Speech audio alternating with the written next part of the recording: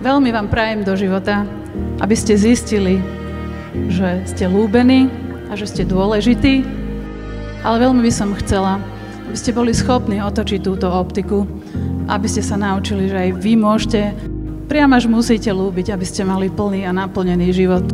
Chcela by som, aby ste vystúpili zo svojich malých bubliniek a hovorím vám to stále a nie je to novinka, lebo len keď opustíš svoju malú komfortnú zónu, vtedy zistíš, že svet je veľký, že je možno komplikovaný, ale že je bohatý. Albert Camus raz povedal, že peklo sú tí druhí, ale keby som mala to šťastie a naše časy sa neminuli, lebo on už je mŕtvý, by som sa s ním pohádala do krvi, že to nie je pravda.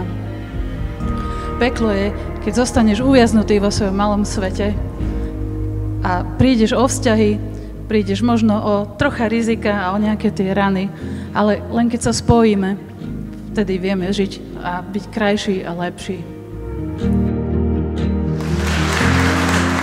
Dámy a páni, 4. A.